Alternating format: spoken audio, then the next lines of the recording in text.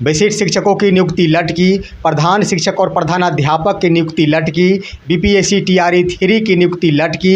तमाम कोटियों के शिक्षकों के प्रमाण पत्रों की होगी गहनता से जांच और प्रमाण पत्र जांच होने तक शिक्षकों के वेतन रहेंगे बंद। नमस्कार और आदाब आप तमाम दर्शक बंधुओं को, मैं हूं एसके चौधरी। दोस्तों, बिहार के तमाम शिक्षकों के लिए बड़ी खबर आई है, जिसके अंतर्गत तमाम शिक्षकों को एक बार फिर से शिक्षा विभाग द्वारा झटका देने का प्रयास किया जा रहा है।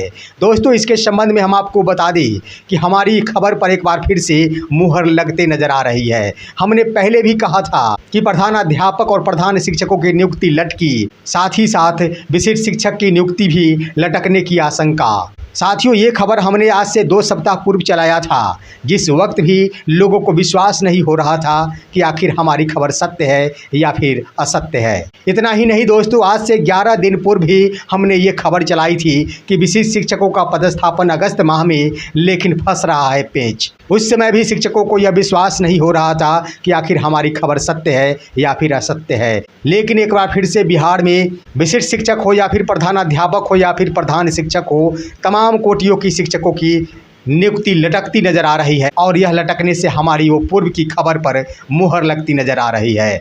साथियों, एक बात हम कहना चाहेंगे कि हम अपने चैनल के माध्यम से बिल्कुल ही सत्य खबर चलाते हैं, लेकिन अंतर बस इतना होता है कि लोगों में सत्य को एक्सेप्ट करने की क्षमता होनी चाहिए। और ये भी बात सत्य है कि जो भी झूठी खबर चला दिया जाए, शिक्षक उसे कभी झूठी खबर नहीं कहेंगे, ये भी मुझे मालूम है। लेकिन सत्य खबर चलाने के बाद भी शिक्षकों द्वारा ये कही जाती है कि यह खबर बिल्कुल ही असत्य है और भ्रम फैलाया जा रहा है। दोस्तों, इसके क्रम में आज अगर हम अपने चैनल के माध्यम से झूठी खबर चला दें कि शिक्षकों को मिलेगा ऐच्छिक स्थानांतरण का लाभ, एक भी शिक्षक नहीं कहेंगे कि ऐच्छिक स्थानांतरण का लाभ नहीं मिलेगा और यह झूठी खबर है। लेकिन आज भी मैं कह रहा हूँ, शिक्षकों को कदापि ऐच्छिक स्थानांतरण का लाभ नहीं मिलेगा। साथियों, ये हमारी बात भी कुछ बंधु को एक्सेप्ट नहीं होगा और इसे झूठा करार देंगे।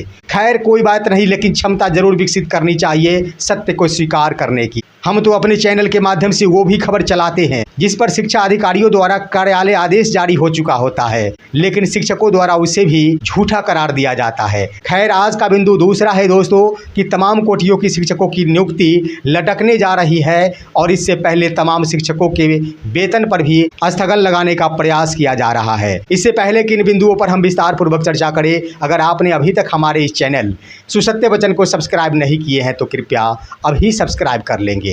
साथियों, आइए सबसे पहले हम बातें करते हैं कि प्रधान शिक्षक और प्रधानाध्यापक की नियुक्ति लटकती नजर आ रही है। हमने पहले भी कहा था कि आनन फानन में प्रधान शिक्षक और प्रधानाध्यापक पद की परीक्षा ली गई है। निश्चित रूप से बिहार सरकार की शिक्षा विभाग द्वारा कोई न कोई नई नीति का उपयोग किया जा रहा है, इसे लटकाने का प्रयास किया जा रहा है। और वही मामला हुआ था कि शिक्षा विभाग द्वारा रिजल्ट प्रकाशन के समय यह आश्वासन दे दिया गया था कि यह मामला माननीय सर्वोच्च न्यायालय के अधीन है और वो आरक्षण से संबंधित है। साथियों, बीते कल ही सुनवाई संपन्न हुई है और इसमें फिलहाल सुप्रीम कोर्ट द्वारा पटना हाईकोर्ट के फैसले को बरकरार रखा गया है। उनके द्वारा उस फैसले को पलटने से इनकार किया गया है, यानी पूर्व का आरक्षण 50% का आरक्षण लागू रहेगा। इस संबंध में फैसला माननीय सर्वोच्च न्यायालय की ओर से जारी हुआ है। अब सवाल उठता है कि आखिर शिक्षा विभाग कितने दिनों तक रिजल्ट को रोके रखेगी, और यही मामला लागू होता है बीपीएससी टीआरई 3 पर भी, जो भी आरक्षण के बिंदु से संबंधित है, और इसका भी रिजल्ट प्रकाशन उन्हीं बिंदुओं के कारण स्थगित किया गया है।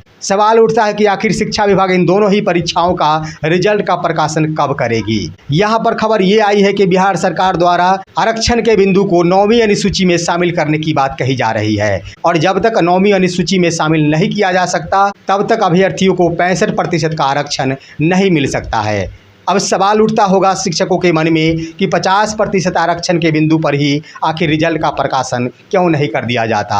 दोस्तों, पिछले वीडियो में भी मैंने कहा था कि रिक्तियों का निर्माण भी 65% के आधार पर हुई है, तो ऐसे में 50% के आधार पर रिजल्ट का प्रकाशन संभव नहीं है। जब ही 50% के आधार पर रिजल्ट का प्रकाशन किया जाएगा, रिक्तियों में भी बदलाव करना पड़ेगा, और जब रिक्तियों में बदलाव होगा तब यह विज्ञापन ही निरस्त माना जाएगा। तो एक तरह से कह दिया जाए दोस्तों दोस्तों, तो शिक्षा विभाग द्वारा निश्चित ही शिक्षकों को फंसाने का प्रयास किया गया है और शिक्षक भी उस जाल में फंस गए हैं। वहीं दोस्तों, विशिष्ट शिक्षकों की बहाली भी फंसती नजर आ रही है। इसके संबंध में हम आप सभी को बता दें कि सक्षमता परीक्षा फेज 2 का आयोजन शिक्षा विभाग द्वारा जल्द ही किया जा रहा है। इसके संबंध में जो भी खबर सामने उभर कर आई है कि अगस्त महीने में ही सक्षमता परीक्षा फेज 2 का आयोजन कर लिया जाएगा और एक बार फिर से जब सक्षमता परीक्षा फेज 2 का आयोजन हो जाएगा, उसका रिजल्ट आने के बाद ही तमाम शिक्षकों के विद्यालय पदस्थापन की प्रक्रिया की शुरुआत हो सकेगी।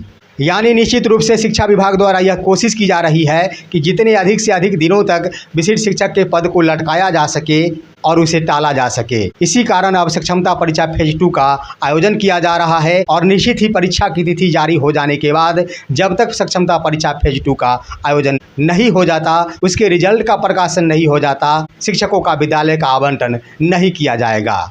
दोस्तों, आप सभी अवगत होंगे कि शिक्षा मंत्री का एक बयान आया था कि सभी नियोजित शिक्षकों को एक साथ विशिष्ट शिक्षक का दर्जा प्रदान किया जाएगा और इसके लिए शिक्षा विभाग के अंतर्गत सक्षमता परीक्षा आयोजन संबंधी जो भी नीति का निर्धारण किया गया है, उतनी बार परीक्षा आयोजन करने के बाद ही एक साथ तमाम शिक्षकों को विशिष्ट शिक्षक का दर्जा प्रदान किया जाएगा। लेकिन उस खबर के जस्ट बाद ही शिक्षकों के काउंसलिंग संबंधी पत्र जारी कर दिया गया और इसका शेड्यूल भी जारी कर दिया गया। अब सवाल उठता है कि बीच में ही शिक्षा विभाग द्वारा सक्षमता परीक्षा फेज 2 का आयोजन कर दिया गया है। निश्चित रूप से बहुत जल्द ही इसके संबंध में परीक्षा का शेड्यूल जारी कर दिया जाएगा। और रही बात कि सक्षमता 1 वाले शिक्षकों की काउंसलिंग की प्रक्रिया शुरू हो रही है, तो क्या शिक्षक कितने दिनों तक इंतजार कर सकेंगे? साथियों, इसके क्रम में हम आप सभी को बता दें कि सक्षमता परीक्षा फेज 2 की काउंसलिंग की प्रक्रिया 1 अगस्त 2024 से ही निर्धारित है और शिक्षा विभाग द्वारा यह दिशा निर्देश दिया गया है कि काउंसलिंग के दरमियान शिक्षकों के प्रमाण पत्रों की जांच गहनता से की जाएगी और इसकी सारी जवाबदेही तमाम जिला के जिला अधिकारियों के ऊपर सौंपी गई है। खबर तो ये भी आ रही है कि काउंसलिंग के दरमियान शिक्षकों से मूल प्रमाण पत्र लिए जाएंगे और जब तक उनको विद्यालय आवंटित नहीं कर दिया जाता, मूल प्रमाण पत्र उनका जमा रहेगा और इस बीच उनके प्रमाण पत्रों की जांच भी गहनता पूर्वक जारी रहेगी। और उस जांच के क्रम में अगर किसी भी प्रकार का संशय उत्पन्न होता है तो इसके संबंध में अपने प्रमाण पत्र की सत्यता का प्रमाण संबंधित शिक्षक को ही देना होगा।